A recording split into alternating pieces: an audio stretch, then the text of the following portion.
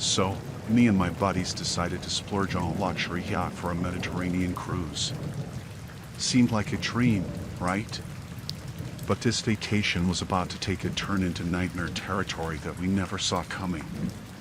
The yacht was top-notch, everything we hoped for. We were excited, thinking this was going to be the best trip ever. But then, as the days went by, tension started bubbling within the group. It was like the confined space of the yacht was amplifying every little disagreement. One evening, as we sailed under the moonlit Mediterranean sky, we spotted this mysterious boat on the horizon. It wasn't like any regular vessel. It seemed intent on getting close to us.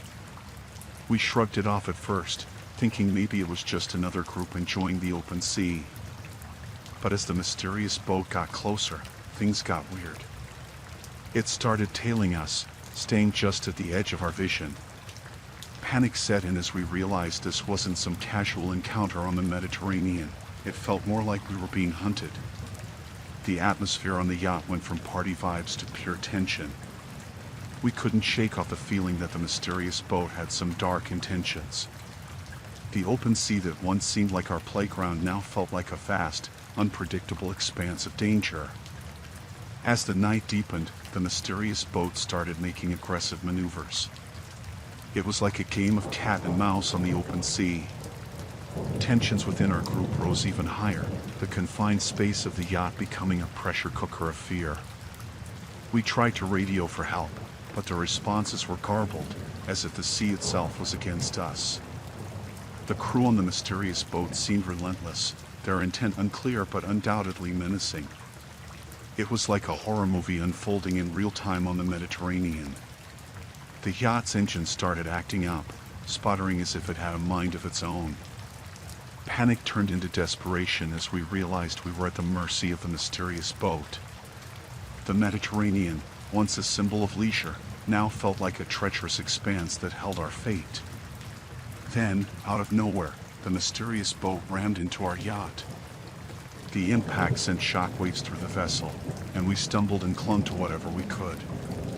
It was chaos, the sea spray hitting us as we tried to comprehend the nightmare unfolding. The yacht's crew rushed to assess the damage, but it was clear we were in trouble.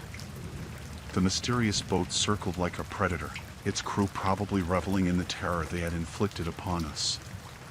Our trained Mediterranean cruise had turned into a nightmare on the open sea. As we desperately tried to repair the yacht, the mysterious boat kept its menacing presence. It felt like they were toying with us, pushing us closer to the edge of fear and despair. The confined space of the yacht became a prison, and the open sea turned into a vast, ominous abyss. Hours passed, and the mysterious boat continued its relentless pursuit. We were exhausted, physically and mentally drained. The luxury yacht that once felt like our sanctuary now seemed like a sinking ship in the face of this relentless menace. Finally, we managed to get the yacht's engine working, but the mysterious boat wasn't done with us. They continued their pursuit, the relentless waves echoing the terror within our hearts. It was like a never-ending nightmare on the Mediterranean, the sea holding us captive in a night of terror. As dawn broke, the mysterious boat finally veered off, disappearing into the horizon. We were left battered, shaken, and haunted by the encounter. The Mediterranean, once a symbol of leisure, now held the memory of a nightmarish ordeal that changed our lives forever. We docked at the nearest port, reported the incident to the authorities, but the mystery of the menacing boat remained unsolved.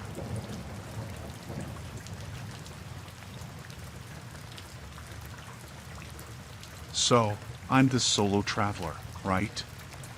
Decided to rent this historic Airbnb in the French Quarter of New Orleans. Thought it would be a cool way to experience the city's vibe. Little did I know, this place was going to be more than I bargained for. The Airbnb looked charming, this old building with a lot of character. I was excited, thinking it would be a cozy stay in the heart of the French Quarter. But, you know, looks can be deceiving. As I settled in, things started feeling off. The air in the place was heavy, like there was something lingering in the corners. but I brushed it off, thinking it was just an old building with its quirks.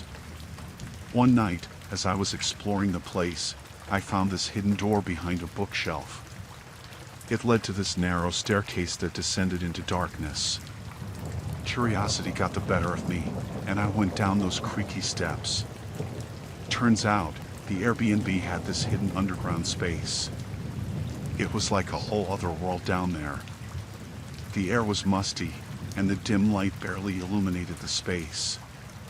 It felt like stepping into a different era, and that's when things got weird. As I snooped around, I found old documents, faded photographs, and letters hinting at some shady dealings. The charming property had a dark history, and I was stumbling into a web of deception. It was like the building itself was hiding its secrets in the shadows. The more I dug into the hidden history, the more I felt this sense of danger closing in. It was like the walls themselves were watching, and the air grew thicker with every revelation. The cozy Airbnb turned into a labyrinth of lies and danger. One night, as I was heading back up from the underground space, I heard voices. Whispers that echoed in the narrow staircase. Panic set in as I realized I wasn't alone in this historic Airbnb. Someone else was there, and their intentions were unclear. I tried to stay quiet, to not draw attention to myself. The shadows seemed to dance, and the air became charged with an ominous energy. It was like the charming property was holding its breath, waiting for something to unfold.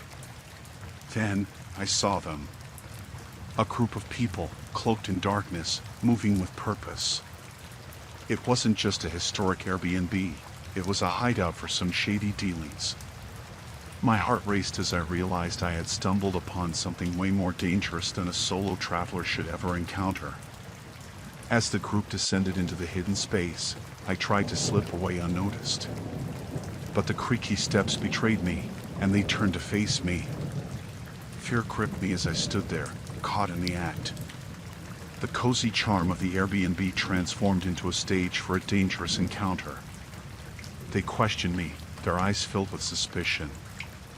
I played innocent, claiming I was just exploring the historic aspects of the place. But deep down, I knew I had stumbled into something that went beyond the charm of a French Quarter Airbnb. The group's demeanor shifted, and I realized I was in over my head. They weren't just history enthusiasts, they were involved in something illicit.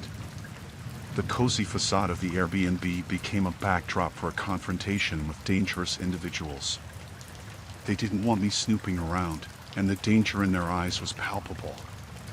Panic set in as I realized I had to get out of there, away from the historic property that now felt like a trap closing in. I stumbled up the staircase, the voices and shadows fading as I reached the familiar ground. I packed my things in a hurry, leaving the Airbnb behind. The charming property had turned into a nightmare, and the French Quarter, once a symbol of vibrant culture, felt like a labyrinth of deception and danger. I reported the incident to the authorities, but the mystery of the historic Airbnb remained unsolved.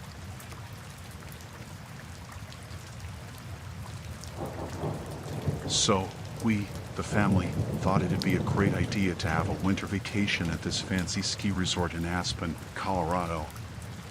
You know, hit the slopes, enjoy the crisp mountain air. But, man, that place had more secrets than we bargained for. Everything started all cozy, checking into this swanky resort. We were pumped, ready for some family fun in the snow. But soon, things started getting weird. Accidents left and right, all around the mountain. First, it was just little things, a loose railing, a slippery patch on the slope. We thought, it's a ski resort, accidents happen. But then, it got worse. Ski equipment malfunctioning, sudden icy patches on well-groomed trails. It was like the mountain itself had it out for us. We tried reporting the accidents to the resort staff, but they brushed it off like we were overreacting. Just a run of bad luck, they said. But we felt it in our bones, you know? The cozy winter vacation turned into a paranoia-filled nightmare on the snowy slopes. One day, we found this narrow trail that wasn't on the map. Curiosity got the better of us, and we decided to explore. That's when things got really strange. The trail led to this secluded area, away from the main slopes. It felt like we stumbled upon the resort's dirty little secret. There, we saw the staff arguing, heated exchanges about something we couldn't quite catch. It was like they were hiding more than just ski accidents. As we listened in, it became clear there was some vendetta among the staff, and we accidentally walked right into the crossfire. The tension was thick, like you could cut it with a knife. Accusations flew, fingers pointed. It wasn't just about ski accidents, it was personal. Grudges and revenge brewing among the people we thought were there to ensure our safety. The family went back to our room, shaken by what we witnessed. The cozy resort now felt like a minefield, every step a potential disaster. We started questioning if we should even be there, caught in the middle of a dangerous game among the staff. As we hit the slopes the next day, the accidents escalated. It was like the staff had ramped up their vendetta, making it clear that we were not welcome. Ski lifts malfunctioned, paths were mysteriously blocked. It felt like we were being targeted, and the snowy paradise turned into a battleground. We tried to capture evidence of the incidents, thinking maybe the authorities could sort it out. But each time, our cameras malfunctioned or went missing. The staff was one step ahead, playing dirty in their dangerous game. The family argued about leaving, but we were determined to unveil the truth. As we delved deeper into the mystery, it became clear that the vendetta among the staff had roots in some unresolved conflict. The winter wonderland became a backdrop for a dangerous drama, and we were unwilling participants. One night, we overheard a heated conversation among the staff in the resort's lounge. It was like they were laying out their plan, plotting something big. Fear settled in as we realized we were in the crosshairs of their dangerous game. We reported everything to the resort management, but they dismissed it as paranoia. Accidents happen, they said. But we knew better. The vendetta among the staff escalated, and it felt like we were living in a suspenseful thriller rather than enjoying a winter vacation. The family decided it was time to leave, to escape the dangerous drama unfolding on the snowy slopes. As we packed our bags, we could feel the eyes of the staff on us, like shadows watching from the trees. The cozy resort turned into a place of danger, and our winter vacation became a tale of survival. We left Aspen, leaving behind the cold mountain air and the dangerous vendetta that lurked beneath the snowy surface.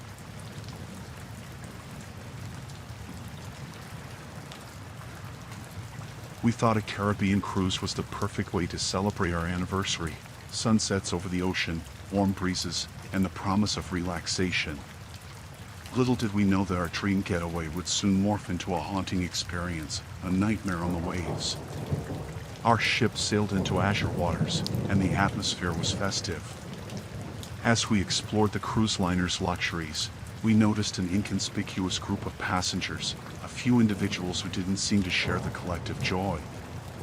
Their hushed conversations and furtive glances betrayed an air of secrecy. One evening, we overheard fragments of conversations that hinted at something sinister. A couple at the adjacent table spoke in hushed tones about a deal that would transpire on the ship.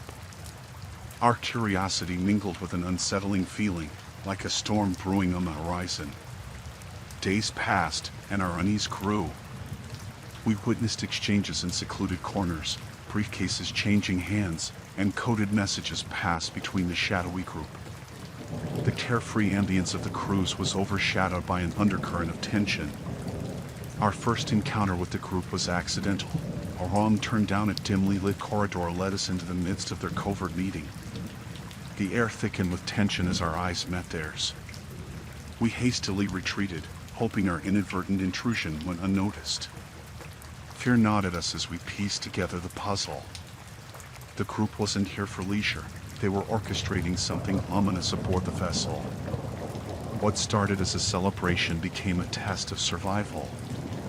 The ship's opulence now felt like a facade, masking the dangers lurking in the shadows. We confided in a few fellow passengers, forming an unofficial alliance against the impending threat. The once jubilant cruise now resembled a high-stakes game, and we were unwitting players. Each day brought heightened paranoia. The criminals' activities escalated, and the crew remained oblivious or unwilling to acknowledge the impending danger. We felt like hostages on a vessel sailing towards an unknown fate. Late one night, as the ship cut through the dark waters, we stumbled upon a chilling scene.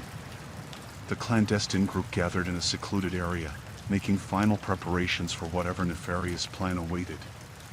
We were caught eavesdropping, and the leader's menacing gaze sent shivers down our spines. Fearing for our lives, we reported our discovery to the ship's authorities, but skepticism met our pleas for help. The group, aware of our interference, turned their attention towards us. The once celebratory cruise now resembled a high-stakes game of survival. With no assistance from the ship's crew, we devised our own plan to escape the clutches of the criminals. As the ship docked at a port, we discreetly disembarked, leaving behind the ominous cruise that had transformed into a floating den of danger. Our anniversary celebration turned into an ordeal etched into our memories, a Caribbean cruise marred by the terror of criminal pursuits.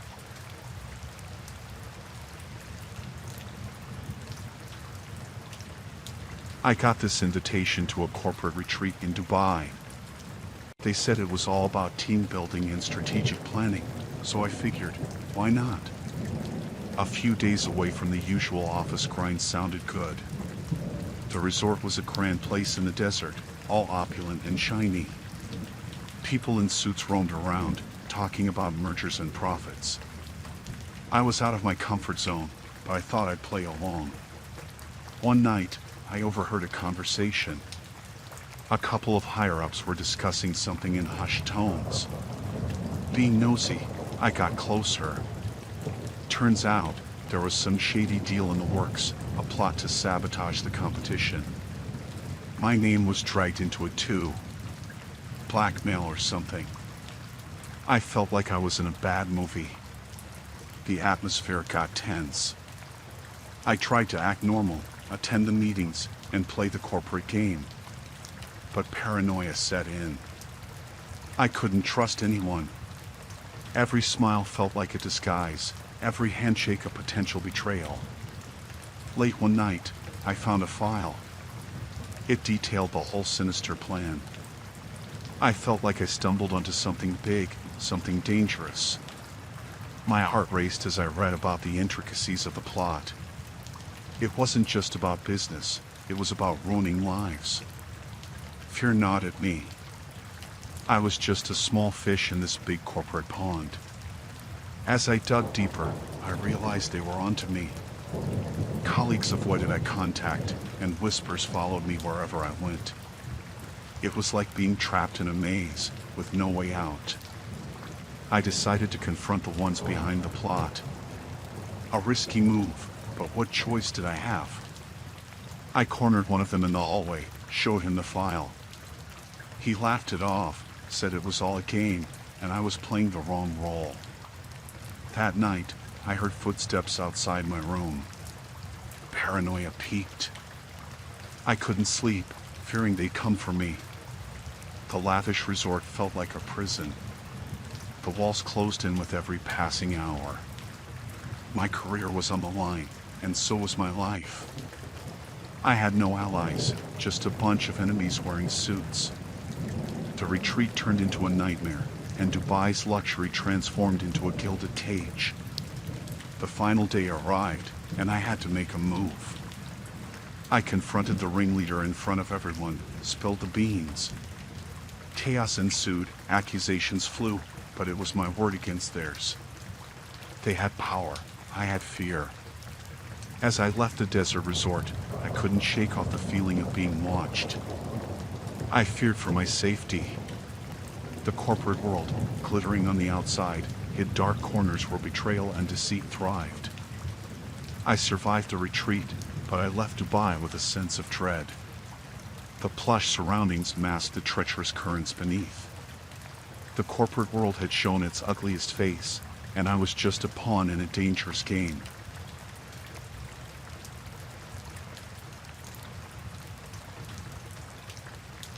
We were pumped for the backpacking adventure in the jungles of Thailand.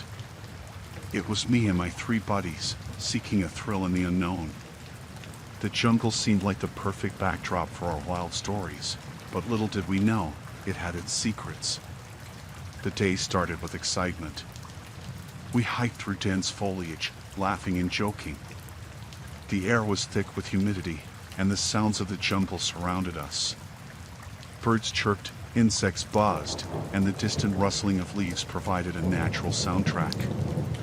As we ventured deeper, the atmosphere changed. Unbeknownst to us, we had stumbled into an area controlled by a dangerous group. We were oblivious, taking pictures and discussing the beauty around us. That's when we first noticed them, shadowy figures in the dense greenery. At first, we dismissed it as our imagination playing tricks. Maybe it was just other hikers. But as we continued, the figures became more defined. Men, armed and watching us from the cover of the trees. Panic set in, but we tried to convince ourselves it was a misunderstanding. As the day wore on, the jungle seemed to close in on us. We felt eyes on us, unseen predators observing our every move. Paranoia crept through our group, and we started to argue about the best course of action. Some wanted to push forward, while others advocated for turning back. In the midst of our heated discussion, one of the figures stepped forward. A man with a stern expression and a presence that sent shivers down our spines. He spoke, revealing our unwitting trespass into their territory. They were a group with a reputation for violence, controlling the remote parts of the jungle. Fear seized us, and we realized the gravity of our situation. They demanded our belongings, passports, money, everything. Compliance seemed the only option as the menacing figures surrounded us. We handed over our possessions, feeling the weight of vulnerability in the heart of the dense jungle. They didn't stop there. The leader made it clear that we were now under their control. Panic turned to desperation as they forced us to march deeper into the jungle. The dense vegetation closed in around us, and the oppressive heat compounded our misery. With every step, the realization sank in: our dream adventure had become a nightmare. Days blurred together as we trudged through the unforgiving terrain. Fear clung to us like the humidity in the air. Escape seemed impossible, and our hope dwindled with each passing moment.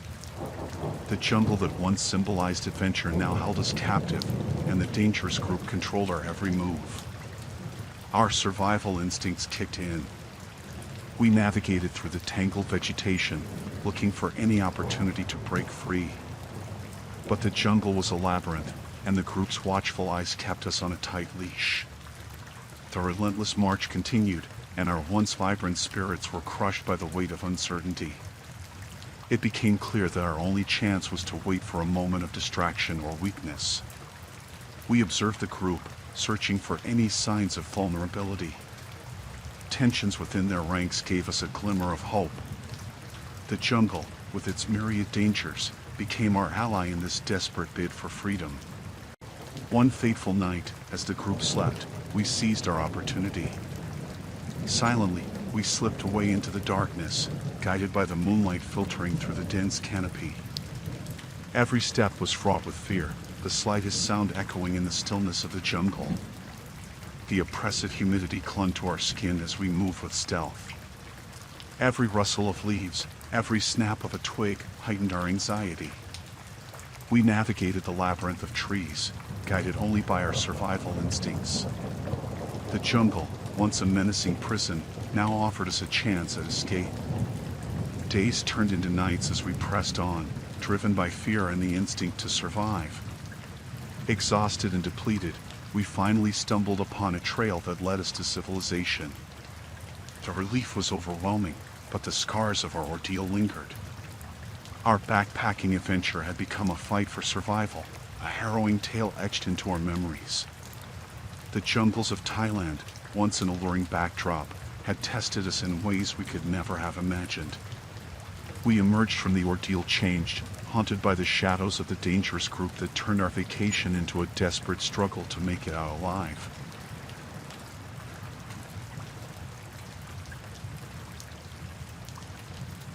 So, my wife and I decided to do something adventurous and book this safari thing in South Africa. We thought it'd be cool, seeing lions and stuff.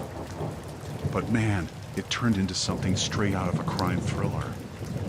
We're out there in the Jeep, cameras ready, and we start noticing things.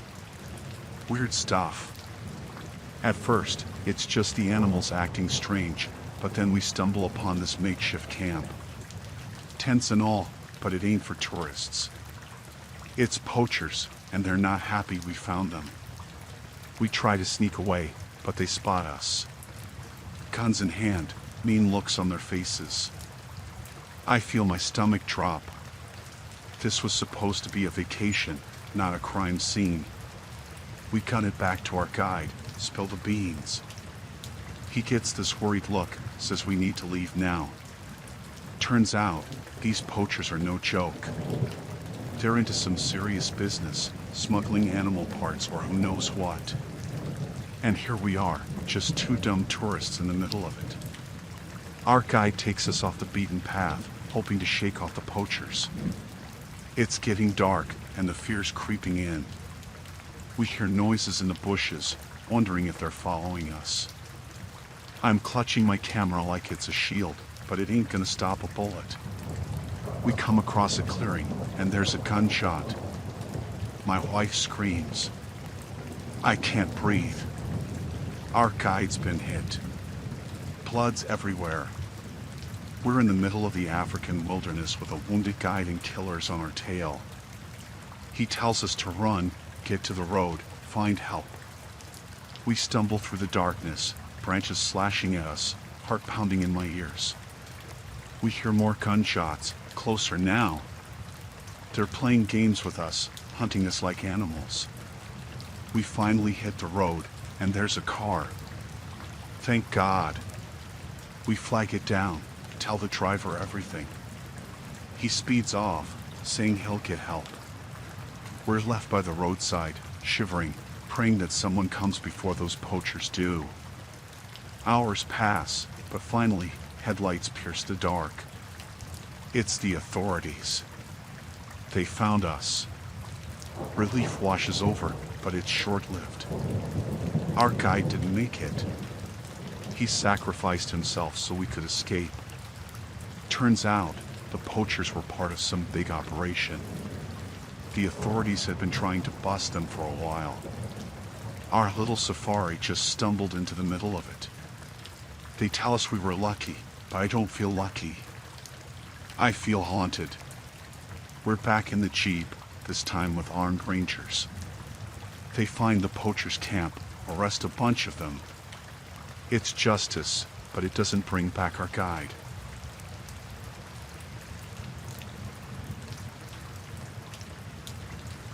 There we were, a bunch of colleagues on a so-called corporate retreat in Cancun, Mexico. The whole team-building nonsense. We figured it'd be a free trip to a beach resort, maybe some lame icebreakers, and lots of drinks. Turns out, it was way more than any of us bargained for. First couple of days were standard stuff. Meetings in the morning, bonding activities in the afternoon, and evenings by the beach bar. Seemed like paradise. But paradise has a way of flipping into hell, I guess. One night, after a round of tequila shots, we find these mysterious envelopes in our rooms. No return address, just our names. We open them up, and inside are these weird instructions. It's like some sick game. Do this, go there, meet at midnight. We're all laughing it off, thinking it's some cheesy team-building exercise cooked up by management. But as we follow the instructions, things get real weird, real fast. Midnight, we're on the beach, and suddenly, the lights go out. Pitch black. Then, out of nowhere, we start hearing footsteps. Not the sound you want to hear in the dark. We're stumbling around, trying to figure out who's who, and that's when the real game begins. Flashlights hit us from all sides, blinding us. Strangers emerge from the darkness, masked faces, dressed in all black. They're herding us like cattle, shouting orders. It's chaos. Panic sets in. We're split into groups, each led by these masked figures. They hand us these envelopes with new instructions. Follow them, they say, or face consequences. Now, we're not laughing anymore. It's like something out of a horror movie. They're making us do these messed up challenges, pushing us to the limit. The beach, once our escape, feels like a trap. No more paradise, just fear. One by one, our group dwindles. People vanish, and you're left wondering if they're okay or if something worse happened. The masked figures are relentless, shadows in the night, orchestrating our every move. As the night drags on, it becomes clear this isn't some management gimmick. It's a sick game of survival. We're being tested, pushed beyond our limits. Friendships crumble, alliances form, and the beach, once a haven, becomes a battleground. By sunrise, we're exhausted, mentally and physically drained. The masked figures disappear into the darkness, leaving us shaken and scarred. The beach resort, once a dream destination, transforms into a haunting memory. We never find out who orchestrated this nightmare. Maybe it was some twisted individual or some sick experiment. All I know is that corporate retreat scarred us in ways we never imagined.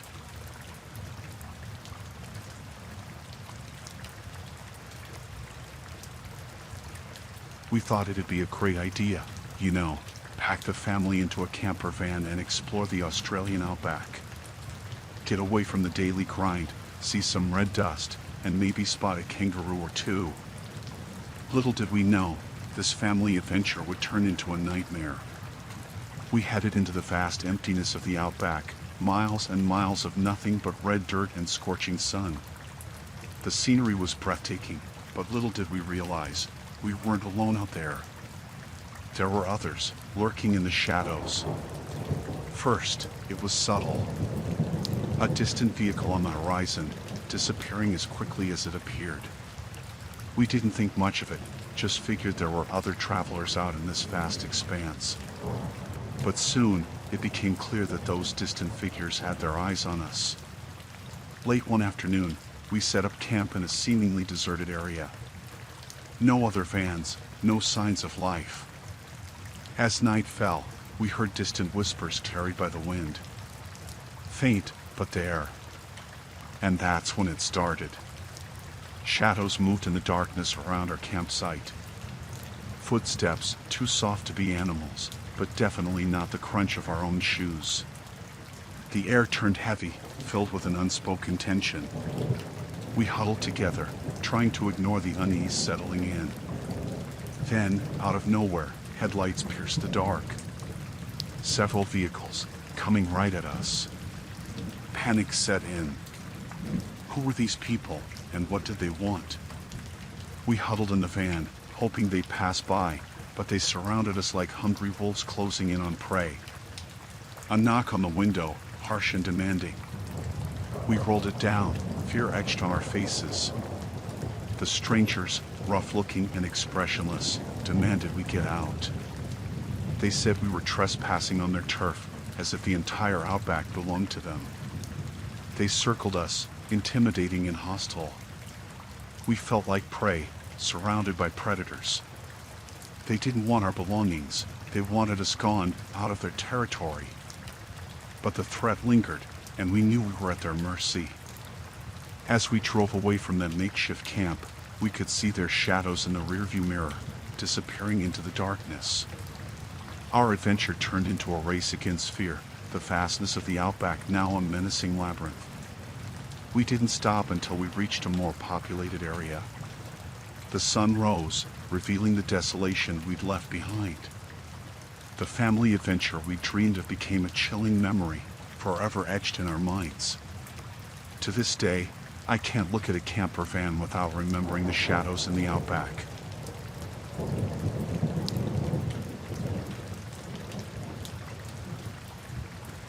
So, I decided to take a solo trip to Lapland, Finland. You know, the whole magical winter wonderland thing. It was supposed to be an adventure, something to cross off the bucket list. Little did I know, it would turn into something straight out of a nightmare. The snow-covered landscape was serene, almost magical. I checked into a cozy cabin, surrounded by the quiet beauty of Lapland. I felt like I stepped into a postcard. That's when things started to get weird. One evening, as I strolled through the snow-covered woods, I stumbled upon a clearing. There, a group of people in the middle of a ritual or something. Cloaked figures, chanting in a language I couldn't understand. I froze, not sure if I should intervene or run away. Curiosity got the better of me, and I hid behind a tree, watching. They had candles, strange symbols, the whole deal. It felt like they were harnessing the enchanting setting for something nefarious. Fear crept in as I realized I might have stumbled onto something dangerous. I hurried back to my cabin, heart pounding. That night, I couldn't shake off the eerie feeling that I was being watched. The snowfall outside seemed to muffle any sound, amplifying the silence. The enchanting winter wonderland had turned into a backdrop for something sinister. Days passed, and the unease grew. I started noticing the same cloaked figures in the village, always a step behind me. It was like they were playing a twisted game, toying with me in the vast snowy expanse. I tried talking to the locals, but they evaded my questions, casting fearful glances at the mention of the cloaked figures. It was like some dark secret everyone knew but refused to share. One night, as the northern lights danced in the sky, I realized I couldn't stay in that cabin any longer. I had to confront these mysterious figures, figure out what they were up to. Armed with nothing but fear and confusion, I ventured into the snow-covered wilderness. The cold air bit into my skin as I approached the clearing where I first saw them. But this time, it was different. The ritual had escalated. A sense of impending doom hung in the air. I watched as they chanted louder, their movements more frenzied. Then, they noticed me. Panic set in, and I turned to run. The snow beneath my feet betrayed me, slowing me down. I could hear their footsteps closing in. Fear surged as I realized the danger I'd stumbled into. The wilderness that once felt enchanting now seemed like a labyrinth, trapping me with these sinister figures. I dodged between trees, the icy wind biting at my face.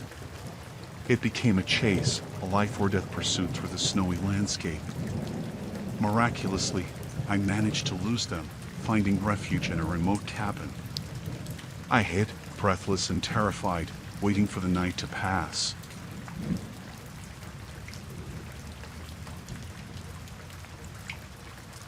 So, there we were, a bunch of us, thinking we could conquer the Himalayas. You know, some adventure, a break from the routine. Little did we know, it was going to be more than just a climb. It was a descent into something sinister. The trek started all right, breathtaking views and all that. We were pumped, thinking this was the adventure of a lifetime. But as we climbed higher, things started to get weird. We weren't alone on this path, not by a long shot. One day, we stumbled upon another group, equally determined to reach the summit. Seemed like a coincidence, right? Well, turns out, they had their eyes on the same prize, and they weren't the friendly competition type. Nope, they were willing to throw down to claim that summit. Tensions rose fast. It wasn't about sharing the glory, it was a territorial dispute, like two alpha dogs fighting over a scrap of meat. We tried to reason, like, hey, let's all be friends and reach the top together. But it was clear, they weren't having it. The nights got colder, and so did our relations with this rival group. They'd pass by our camp, giving us those dark stares, muttering who knows what. We could feel it, that this wasn't just a friendly race. This was a battle, a survival thing. Things took a turn for the worse when one of their guys, a burly dude with a chip on his shoulder, started making threats. He said, "You better step aside if you know what's good for you." Real tough guy, you know? It was like a ticking time bomb. We knew we couldn't outrun them, and going back wasn't an option. The mountain had become this battleground, and the summit, the prize in a twisted game we never signed up for. Every step we took, they were right there, shadows in the periphery, a constant reminder that this was more than just an adventure. This was a fight for survival, and the air, thin as it was, became heavy with impending danger. One night, it all went down. Shouting, fists flying, pure chaos. We fought for our tents, for a safe spot to sleep. It was like we were living in some messed up survival reality show. But this wasn't scripted, it was raw, real, and terrifying. In the end, we managed to fend them off, but not without casualties. Bruised, battered, and emotionally drained, we realized the summit was no longer the victory we sought. It had become a haunted place, tainted by the ugly side of human nature. We reached the top, sure, but it felt empty. The view that should have been triumphant was now a backdrop to the haunting memories of that deadly rivalry. The descent was somber, each step echoing the weight of what we'd experienced. The Himalayas, once a symbol of awe and grandeur, now held a darker place in our hearts.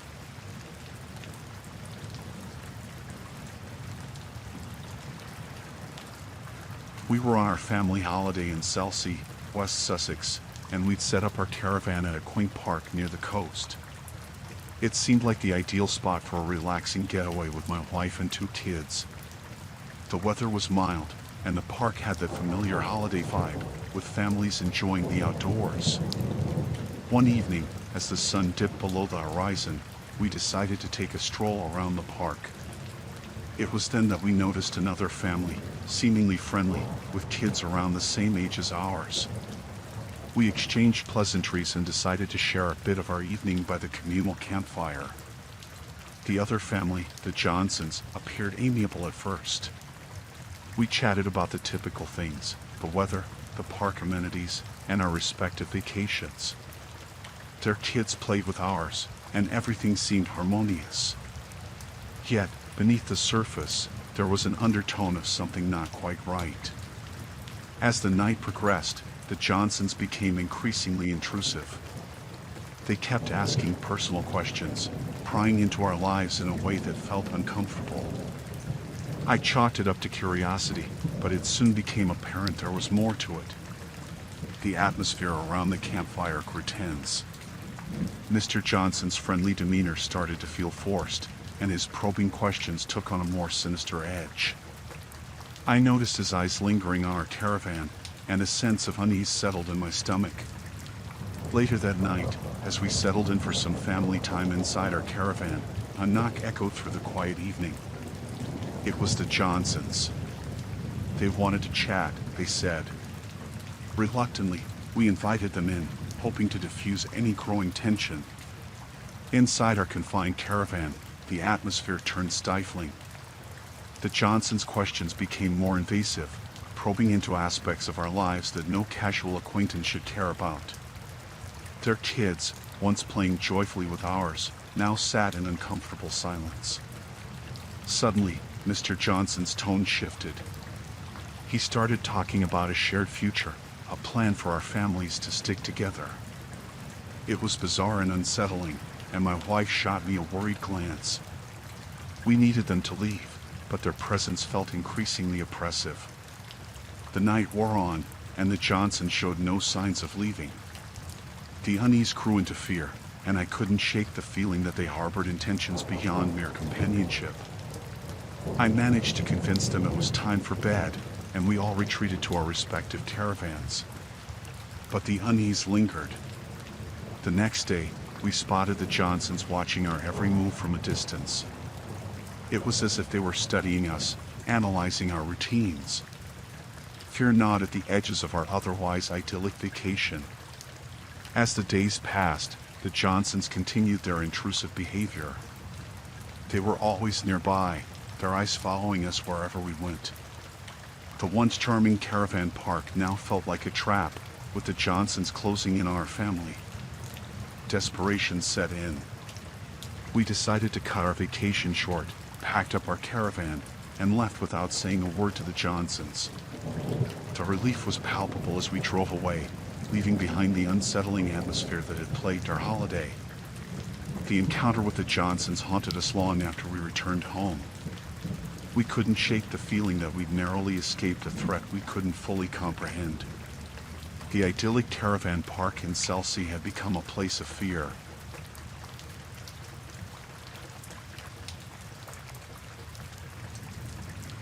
So, we were on vacation and we thought it was going to be a great family day out, you know? Headed to this mega theme park in Orlando. Kids were excited, and so were we. Little did we know, it was going to turn into something straight out of a nightmare. We're wandering around, you know, taking in the sights, kids laughing, and all. The usual theme park stuff. Then, things started feeling off. Like, weird vibes in the air, but we brushed it off, thinking it's just the crowds. As we're waiting in line for one of those roller coasters, we overhear some hush-hush talk nearby. People in dark clothing, looking all shady, exchanging words like they're planning something. My gut says, this ain't right. Weirdly, they're not there for the rides. They're eyeing the park's infrastructure. Like, scheming. At first, we're like, nah, can't be anything serious. But then, we noticed this guy, fiddling with some control panel near the ride. That's when it hit us. These folks are up to no good. We tried alerting the park staff, but in the sea of people, it's like they don't hear us. Panic starts creeping in as we realize these guys are messing with the rides, turning the whole place into a ticking time bomb. Kids are oblivious, thinking it's all part of the thrill. We're sweating bullets, trying to figure out what the hell to do. The park, supposed to be a place of joy, starts feeling like a trap. Suddenly, the rides start acting up, jerky movements, weird sounds. Chaos erupts as people realize something's seriously wrong. Those shady guys, they're not just messing around, they're turning a place of fun into a death trap. We grab the kids, hauling them away from the rides. It's pandemonium. Screams, shouts, panic everywhere. It's like a scene from a disaster movie, but it's real, and we're right in the middle of it. We see security rushing around, trying to contain the situation, but these guys planned it well. They've caused mayhem throughout the park, and now it's chaos. As we're trying to find an exit, the park's speakers crackle to life. A chilling voice echoes, saying something about revenge and exposing some dark secret. Turns out, these guys aren't just thrill seekers, they've got a vendetta, and the park's paying the price. It's a race against time. Rides are malfunctioning, people are trapped, and that sinister voice keeps taunting. We stick together, navigating through the madness, dodging the malfunctioning rides and the chaos. Finally, we stumble upon a security office, hoping they can shut down the rides or something. But it's empty, and the control panels are all messed up. These guys were thorough, like they studied the place for this very moment. With each passing minute, the park turns into a nightmare. We're running, sweating, praying for an escape. It's not just about the rides anymore, it's about survival. We need to get out before the whole place crumbles. We make it to the park's outskirts, finally catching our breaths. Sirens wail in the distance, and the chaos behind us paints a stark contrast to the supposed joy and laughter inside. The police arrive, and we spill the beans about the shady guys and their twisted plan. The park that was meant to bring smiles became a battleground for something darker. As we leave the nightmare behind, We can't shake the feeling that the innocence of that family day out was shattered.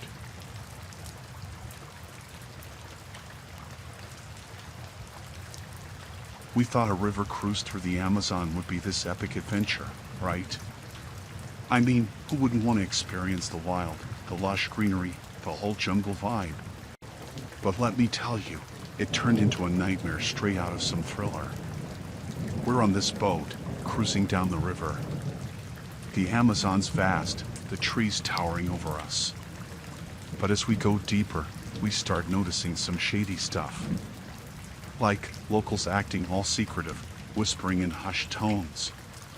We ain't in Kansas anymore, that's for sure. One evening, we dock at this seemingly quiet village. The air's thick with tension, and we catch wind of something fishy, illegal wildlife trade. Yeah, like poaching or something. The villagers, they're involved, trading animals on the black market. Monkeys, exotic birds, you name it. Now, we ain't vigilantes or anything, but witnessing this dark side of the jungle sends shivers down our spines. We overhear conversations about smuggling, big money involved. These people don't care about the jungle, it's all about profits. We're torn. Do we confront them, report to authorities, or just let it slide? But that night, as we're trying to sleep, strange noises surround our boat. Twigs snapping, whispers in the darkness. It's like the jungle's alive with secrets, and we're caught in the middle. Next morning, we decide to investigate. Sneak around the village, maybe snap some evidence to expose these guys. The adrenaline's pumping, our hearts pounding as we venture into this moral gray zone. Suddenly, we stumble upon a makeshift holding area. Cages of animals, exotic and scared out of their minds. It's heartbreaking, their eyes pleading for freedom. That's the tipping point. We gotta do something, but we're amateurs in this mess. The locals catch wind of our snooping. Eyes narrow, suspicious glares. It's like a scene from a crime movie. They know we're onto them. Panic sets in, we're trapped in this village of secrets. As we try to slip away, a villager confronts us. Angry words exchanged, accusations flying. The atmosphere gets thick with hostility. We're outsiders in a hidden world, and they don't take kindly to nosy tourists. Suddenly, the situation escalates. More villagers gather, blocking our escape. They're armed, not guns, but machetes, a chilling sight. Our little eco-adventure's taken a dark turn, and we're facing a group that doesn't want its secrets exposed. It's like a standoff, deep in the Amazon. They're furious, defending their illicit trade. We're terrified, just wanting to get out in one piece. Tensions peak, and it feels like a movie about to reach its climax. We manage to talk our way out, promise to keep our mouths shut. The villagers reluctantly let us go, but their stares linger, filled with warning.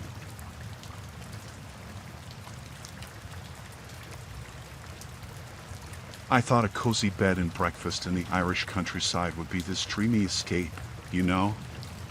Peaceful, charming, all that jazz. Turns out, it was more like a descent into the depths of horror.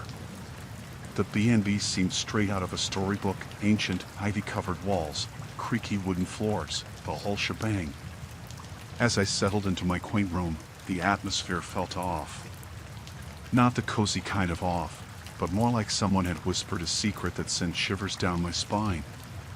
Night fell, and the creaks and groans of the old building took on a sinister tone.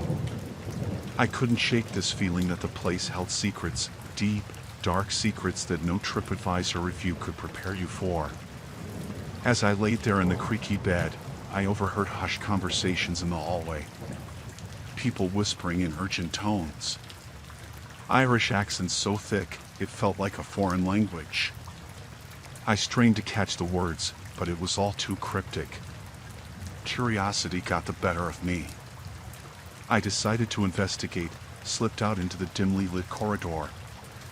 Shadows danced along the walls as I eavesdropped on a conversation behind a closed door. Something about a pact, a ritual, and a chilling mention of a past guest. Now, I'm no detective, but my intuition screamed danger. What had I stumbled upon? The charming facade of this quaint inn crumbled, revealing a hidden reality, something straight out of a nightmare. With every passing hour, the place felt more malevolent. Whispers in the dark, strange symbols etched in hidden corners, the air thick with a sense of impending doom. I started to regret ever booking this quaint little nightmare. I tried to leave, grab my bag and just get out of there. But the door wouldn't budge. It was like the walls were closing in on me, trapping me in a twisted reality I couldn't escape. Panic set in, and I realized I was at the mercy of whatever dark force lurked in this B&B. Sleep eluded me that night. The ticking of the ancient clock echoed like a countdown to something sinister. And then, the chanting began. Low, guttural voices from somewhere deep in the inn. The walls seemed to vibrate with their eerie hymns. As dawn broke, I mustered the courage to confront the innkeepers about the madness I'd witnessed. But they denied everything, innocent faces, genuine smiles, as if I'd dreamt the whole thing. Determined to prove I wasn't losing my mind, I snooped around. Hidden passages, secret rooms, it was like the building itself was complicit in the horror. And then, I found a photo, old and faded. Faces from decades ago, guests who vanished without a trace. That's when it hit me. The B&B wasn't just a charming inn. It was a trap, a nexus of malevolent energy feeding on unsuspecting guests, swallowing them into some unholy abyss. Fear became my constant companion. Every shadow seemed to harbor unseen eyes, watching, judging. The quaintness of the Irish countryside had transformed into a nightmarish landscape where reality and nightmare tangled into an inescapable web. Days blurred into nights, each more terrifying than the last. The inn became a labyrinth of horrors, and I was the unwilling captive. There was no escape, no reprieve from the torment that awaited beyond each creaking door. Eventually, I couldn't take it anymore. I confronted the innkeepers, accused them of orchestrating whatever dark ritual had ensnared me. Their eyes glinted with malevolence, and laughter echoed through the halls as they revealed their true nature, guardians of a cursed legacy. I stumbled out of that hellish bed and breakfast, gasping for air, my mind unraveling from the horrors it had witnessed.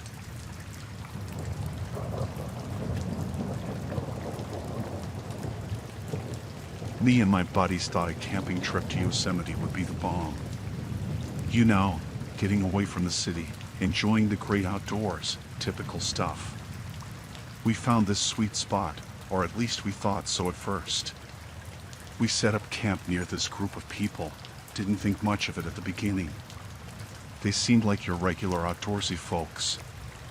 But as night crept in, things got weird. Real weird.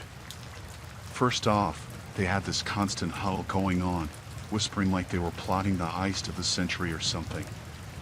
Every now and then, one of them would stare in our direction, a sinister glint in their eyes. I shrugged it off, told myself I was just being paranoid. Then, we started hearing these muffled arguments, voices rising, tempers flaring. It was like they were at each other's throats, but trying to keep it under wraps. Red flags, right? But we were in the middle of nowhere, surrounded by trees and shadows that swallowed any rational thought. As we gathered around the campfire, we noticed them watching us. Not the casual glance, but a predatory stare. Like we were the prey and they were sizing us up. It made my skin crawl, but I didn't want to ruin the vibe, Later, when we hit the tents, I overheard their conversations. They were planning something, and it wasn't marshmallow roasting techniques. They kept mentioning our camp, talking about how easy it would be to take what we had. I nudged my friends awake, told them something was off. We decided to stay alert, keeping an eye on those shady neighbors.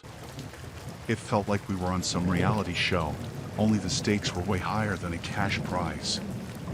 Midnight struck, and that's when things hit the fan. We heard footsteps around our campsite, soft whispers riding on the night breeze. Panic set in. We couldn't just pack up and leave. The darkness had swallowed the path back. We huddled together, clutching whatever makeshift weapons we could find, flashlights, tent poles, you name it. The rustling intensified, shadows danced on the edges of our flickering fire. My heart pounded in my chest like a drum in a horror movie soundtrack. Then, silence. Complete and utter silence. It felt like the whole forest was holding its breath. We strained our ears, but nothing. No footsteps, no whispers, just an oppressive stillness. Morning came, and the neighboring campsite was deserted. No trace of the ominous group, like they were ghosts in the night. We packed up in record time, leaving Yosemite behind without a backward glance. On the way out, we ran into a park ranger. We spilled the beans, told him about our creepy neighbors and the close encounter with whatever they had in mind. The ranger's face darkened, and he assured us they'd look into it. We left Yosemite with a story to tell, one that still sends shivers down my spine. We were naive campers, stumbling into the web of something sinister. Who knows what those people wanted, our gear, a sick joke, or something more nefarious? One thing's for sure, though, Yosemite, with its towering trees and majestic cliffs, hides more than breathtaking views. It harbors secrets, shadows that dance with intentions darker than the night. And we, unsuspecting campers, almost became part of that enigmatic horror.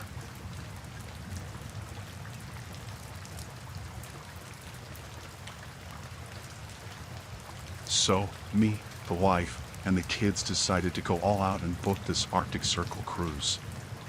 You know, to catch a glimpse of those legendary northern lights. Seemed like a once-in-a-lifetime thing, and we were all excited. Boarding that ship, it felt like we were on a floating city. All these people from different corners of the world, all seeking the magic of the lights. We thought we hit the jackpot, family adventure style. The first few days were a blast. We explored the ship, enjoyed the views, and waited eagerly for the lights to show up. Nights were chilly, but the anticipation kept us warm. Then things took a turn. A bad one. We overheard some crew members talking in hushed tones, like they didn't want anyone to catch wind of their conversation.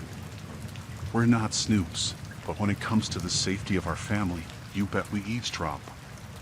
Turns out, there was something off about the ship's route. A deviation that wasn't on any itinerary.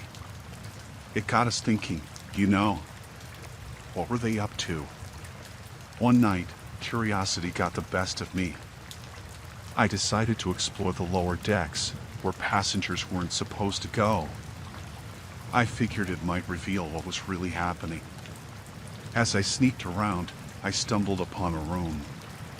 No signs, no labels, just a plain door. When I cracked it open, I saw a bunch of people huddled around maps, charts, and what looked like blueprints of the ship. Now, that's fishy. They were talking about some secret drop-off point, something about packages, and the words off the grid popped up more than once. My gut twisted. I had to get back to my family and figure out what was going on. I told my wife about the weird happenings.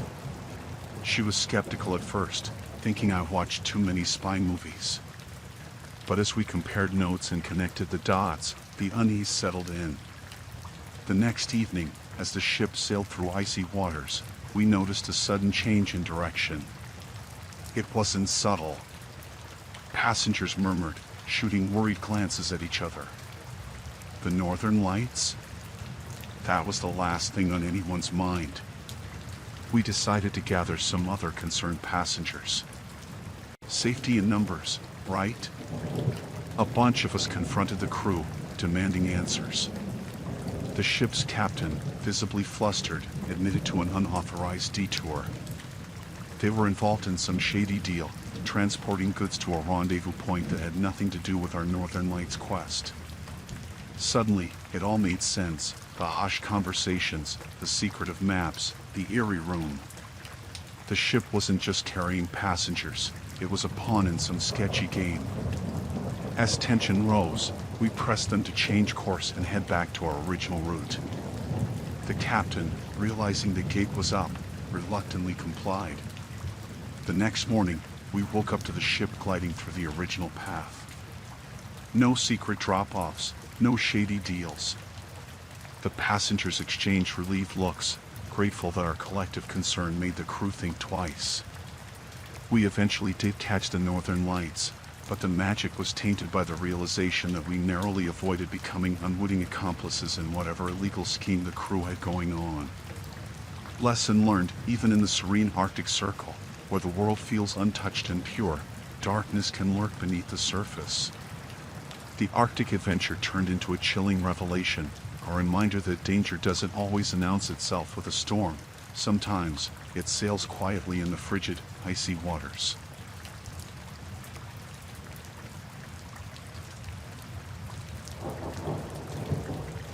There we were, pumped up for Coachella. Me and the gang, ready to dive into the music, the vibes, the whole shebang. We've been looking forward to this for ages.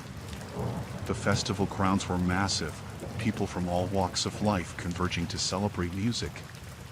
We were soaking it all in, going from stage to stage, dancing like nobody was watching. The atmosphere was electric. As the sun set, the neon lights took over, and the headliners hit the main stage. It was pure magic. But in the midst of all this euphoria, something felt off. A weird energy that you couldn't quite put your finger on. In the sea of faces, we started noticing a group that seemed out of place. Dressed in dark clothes, they weren't there for the music. They were there for something else. As we moved through the crowd, they seemed to follow. Paranoia? Maybe. But it felt real. We changed direction, and they'd adjust their course, like they had their eyes on us. We decided to test it out. Went to the food stalls, took a detour through the art installations, but they were always there. Watching. Waiting. Our excitement turned into unease. Then, at the quieter edges of the festival, away from the pulsating beats, we saw them huddled together, exchanging something that didn't look like festival merchandise. It was like they had their own agenda within this sea of celebration. Curiosity got the better of us. We decided to eavesdrop, act like we were just chilling nearby. The bits we caught were chilling, whispers about a plan, a meet-up, something happening after the festival. A whole other layer to this party we didn't sign up for. As the night wore on, we noticed more of them blending in. It wasn't just a few, it was a network, a web, each person with a role in whatever scheme they were cooking up. Our group tried to stay inconspicuous, but it felt like we were being herded into a trap. It was like a horror movie, and we were the unsuspecting cast. Midnight approached, and the festival grounds took on a surreal vibe. The neon lights, once enchanting, now seemed ominous. The group we'd been tailing started moving with purpose, converging near the exit. That's when we made the call, ditch the festival, get out before whatever was about to unfold. We weren't sticking around to find out their endgame. We maneuvered through the crowd, avoided their gazes, and slipped away. As we left the festival behind, we saw a convoy of unmarked vans pulling up, the shady group ushering people inside. We made it to safety, but the night was marred by the realization that beneath the pulsating music and the carefree festival atmosphere, there was something sinister at play. What were they planning? What kind of twisted after-party did we narrowly escape? We never found out the answers, but Coachella, for us, was forever tainted. The music may have been the headline, but that hidden agenda, lurking just beneath the surface, left us with an unforgettable horror story instead of cherished festival memories.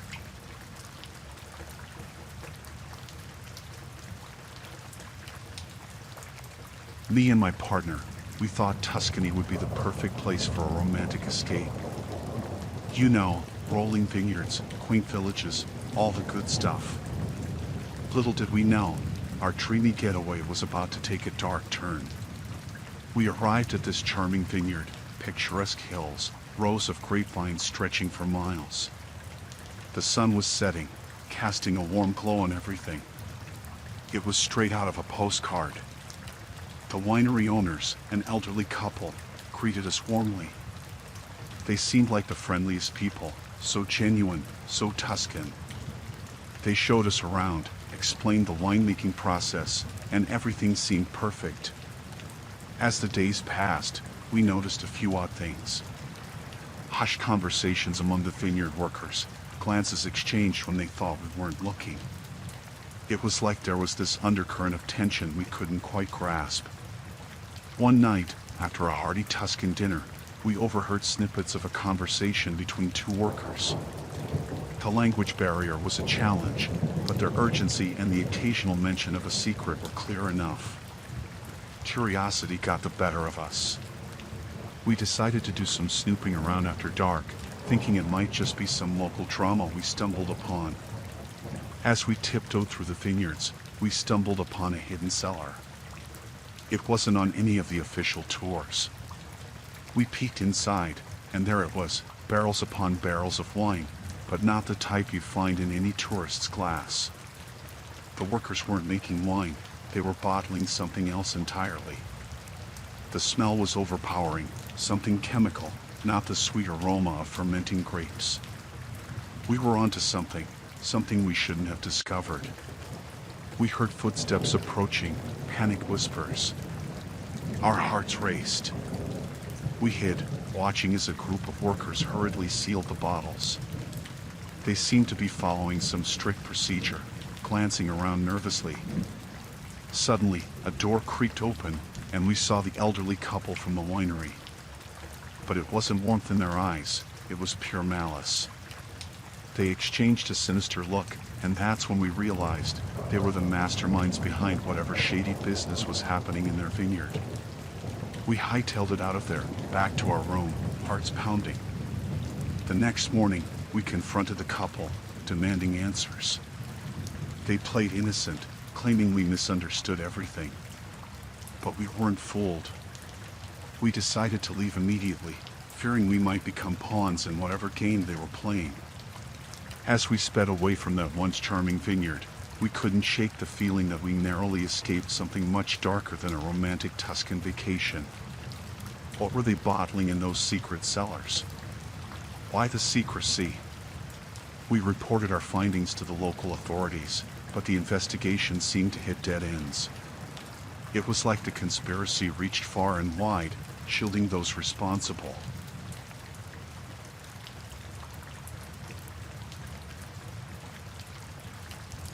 I had this family reunion thing up in the Scottish Highlands. You know, the misty landscapes, green hills, all that Scottish charm. The plan was to catch up with relatives I hadn't seen in years, relive some old memories, that sort of thing. Little did I know, this reunion was about to take a seriously messed up turn. The family cottage was nestled in this remote village, surrounded by mountains and forests. Everything seemed normal at first. Hugs, laughter, catching up on who married who, had kids, that kind of reunion routine. But as the night set in, things started feeling off. Weird glances, hushed conversations, like they were talking about something I wasn't supposed to know. I figured it was just family gossip, you know, the usual drama. So, there I was, sipping on some scotch, surrounded by my kin, when I overheard a conversation between my dad and uncle. They were talking about a family secret, something they thought was better off buried. I couldn't catch all the details, but they were tense, nervous. Now, I'm not one to dig into family business, but the secrecy got me curious. Why all the hush-hush? What were they hiding? Later that night, I decided to go for a walk to clear my head. The village was silent, eerie almost. The moon cast long shadows on the cobblestone streets. That's when I saw it, a flickering light coming from an old, abandoned house at the edge of the village. Curiosity got the better of me. I approached the house, peeking through the dusty windows. What I saw made my blood run cold. My relatives, in some kind of ritual, chanting and holding these old family artifacts, heirlooms that were supposed to stay hidden. I could feel the weight of the secret they were guarding, and it wasn't your typical family drama. There was darkness in that room, something I couldn't put my finger on. It was like the past had claws, digging into the present. I hid in the shadows, watching the ritual unfold. They were summoning memories, painful ones, things that should have stayed buried. It wasn't just a reunion, it was a reckoning with the sins of our forefathers. Suddenly, they sensed my presence. The atmosphere shifted. Eyes locked onto mine, expressions twisted with a mix of guilt and anger. I felt like an intruder in my own family's twisted history. I sprinted back to the cottage, heart pounding. The night was thick with tension. I confronted my dad, demanding an explanation. He hesitated, then spilled the beans, a dark family secret involving betrayal, revenge, and a tragedy that scarred our bloodline. The reunion that started with hugs and laughter turned into a chilling ordeal of confronting the skeletons in our family closet. The secrets we uncovered that night stained the bonds that held us together. As I left the islands, the mist clinging to the hills seemed to mirror the foggy truth that enveloped our family history. That trip, meant for nostalgia, left me haunted by the shadows of our past, casting a different kind of mist over the Scottish Highlands for me.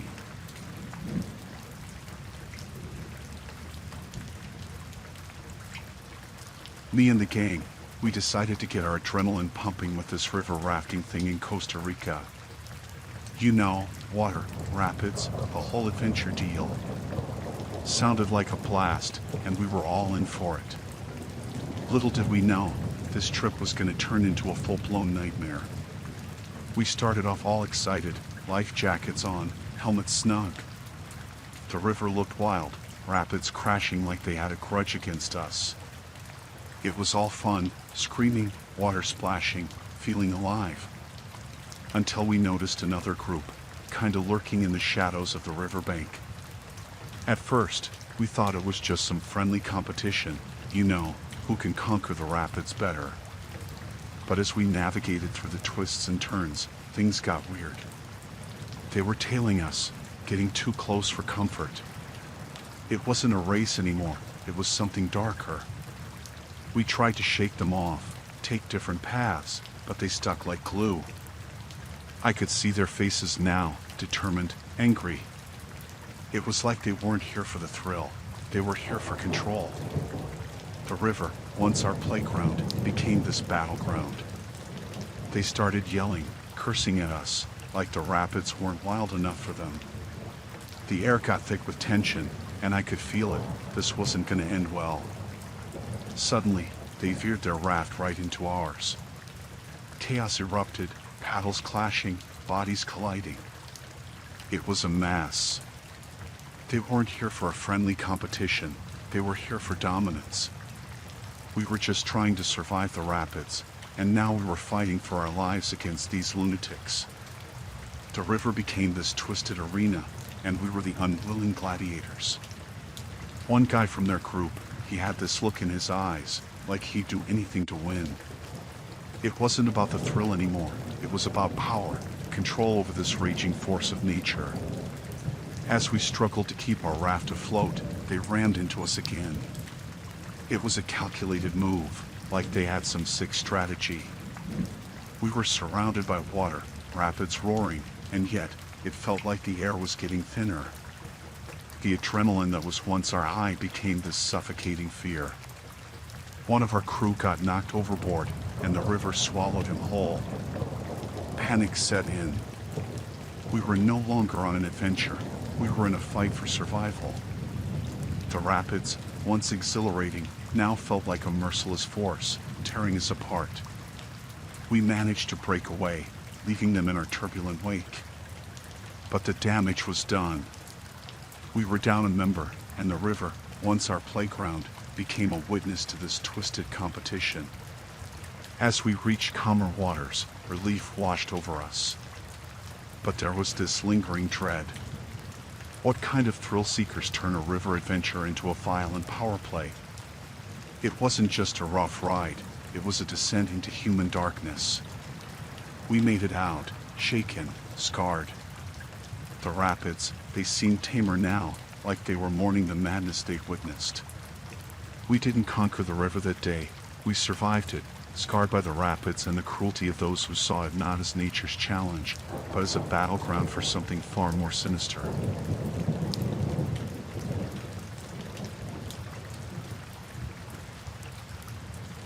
We thought it'd be a swell idea to take a hot air balloon ride in Cappadocia while on vacation.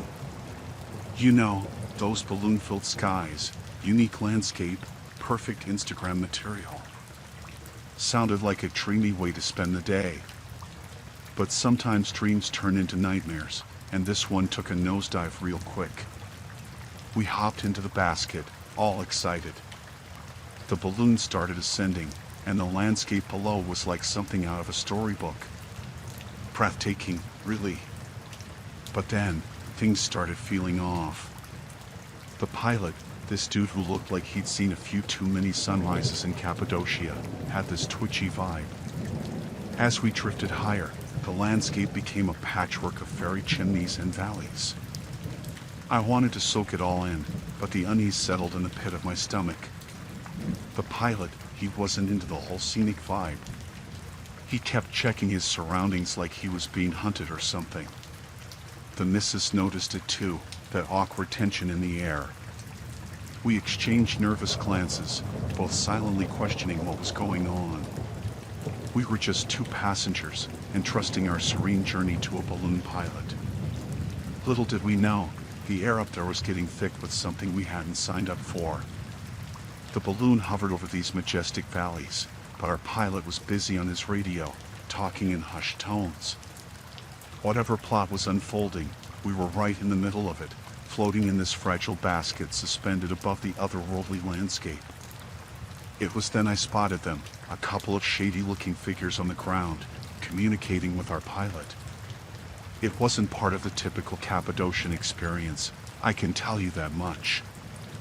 I felt a chill down my spine, realizing we weren't just passengers, we were pawns in some real-life chess game. As the balloon glided over these ancient valleys, the missus whispered, "Do you think we're in danger?" I wish I could have said no, reassured her, but the truth was, we were as vulnerable as that balloon swaying in the wind. The pilot, he wasn't just navigating the winds, he was navigating some dangerous plot. The once serene adventure morphed into this suspense-filled ride where the stakes were higher than the balloon's altitude. I tried to catch snippets of the pilot's conversation on that radio of his, but it was all cryptic codes and hushed tones. We were drifting above Cappadocia, but it felt more like we were drifting into the crossfire of some shadowy conflict.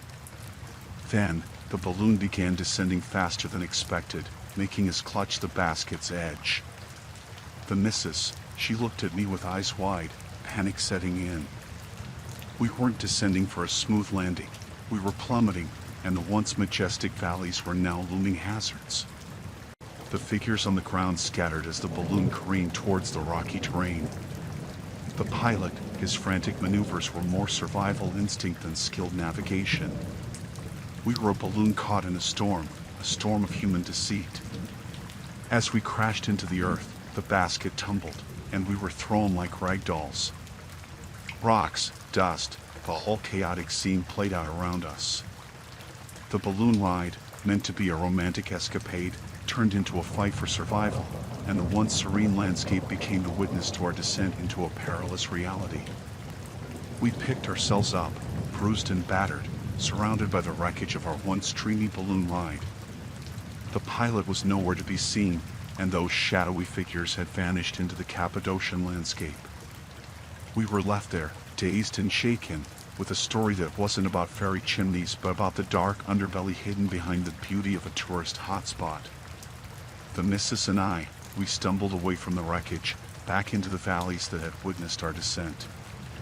Cappadocia, with its surreal landscape, became the backdrop of a tale we never expected, a tale of danger lurking high above the scenic beauty, a tale where a hot air balloon ride turned into a descent into the shadows of human treachery.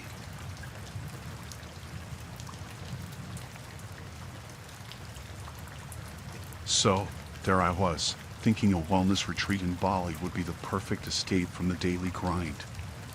You know, all that relaxation and rejuvenation stuff. Little did I know, this retreat had more in store for me than just yoga and smoothie bowls. The place looked like paradise on the surface, lush greenery, tranquil surroundings. People chanting Om and all that. I thought, great, I could use some Zen in my life. But as I settled in, things got weird. The daily routine was intense, like they were pushing us beyond relaxation into some kind of mental endurance. Yoga sessions turned into grueling workouts, and the smoothie bowls? They tasted weird, like there was something off about the ingredients. I started noticing odd behavior among the other participants. Whispered conversations, secretive glances. It was like there was an unspoken agreement among them, and I was the outsider. The wellness retreat wasn't as welcoming as I expected. One day, I wandered into this off-limits area by mistake. It was like stumbling onto the retreat's dark underbelly. The serene facade hid a series of locked rooms and a weird, low hum that sent shivers down my spine. I sensed something was seriously wrong. I tried asking the staff about it, but they dodged my questions, smiling that fake, serene smile. It was like they were all in on some sinister secret. The wellness retreat turned from a place of rejuvenation to a mysterious labyrinth of deception. Late one night, I overheard a conversation among the staff. They were talking about enhancing the experience for the participants, like they had some sinister agenda. Fear gripped me as I realized I wasn't seeking relaxation. I was caught in the clutches of something far more ominous. I tried to leave, but it was like the retreat itself was keeping me captive. The lush surroundings turned into a maze of confusion, every path leading me back to the sinister heart of the retreat. It was like the place had a mind of its own, and I was at its mercy. As I dug deeper, I discovered that the wellness retreat was experimenting with mind-altering techniques. They were pushing boundaries, blurring the line between relaxation and something much more sinister. The paradise I sought became a nightmare of manipulation and control. One day, they made us drink this strange herbal tea during a meditation session. I hesitated, but peer pressure got the better of me. The moment the liquid touched my lips, everything blurred. It was like a waking nightmare, hallucinations, distorted reality. The wellness retreat was playing with our minds. I tried to resist, but it was impossible. The retreat had this hypnotic grip on everyone. I felt like I was losing control, my well-being slipping away in the name of some twisted experiment. The lush surroundings became a prison, and the retreat, once a haven, turned into a house of horrors. Participants started disappearing, one by one. It was like they were being swallowed by the sinister agenda of the wellness retreat. Fear settled in as I realized I was next. The serene paradise became a realm of paranoia and dread. I confronted the staff, demanding answers. They just smiled that eerie smile and said it was all part of the process. The process of what? I had no idea. The wellness retreat, instead of being a haven for relaxation, became a nightmarish experiment on unsuspecting souls. One night, they led us to a secluded area for a special meditation. The atmosphere was heavy with anticipation, and I could sense something was about to go terribly wrong. As the meditation began, I felt my mind slipping away, visions distorting into a surreal nightmare. I fought to stay conscious, to break free from the retreat's insidious control. It was like a battle for my sanity, and the lush surroundings became a chaotic landscape of confusion. The sinister agenda of the wellness retreat was unraveling, and I was caught in the crossfire. In a moment of clarity, I broke away from the meditation, stumbling into the darkened jungle. Fear propelled me forward, away from the retreat's twisted experiment. The lush Bali landscape turned into a maze of uncertainty, every step a struggle against the retreat's grip. I found my way to the nearest village, desperate for help. The locals looked at me like I was crazy, but I knew I had to expose the dark secrets of the wellness retreat. The lush paradise, once a symbol of tranquility, now held the scars of a nightmarish encounter. I reported the sinister agenda to the authorities, and they promised an investigation. The wellness retreat, which promised relaxation and rejuvenation, became a cautionary tale of manipulation and danger. The lush Bali surroundings, once a dream escape, now held the echoes of a nightmarish ordeal that forever changed my perception of seeking wellness in paradise.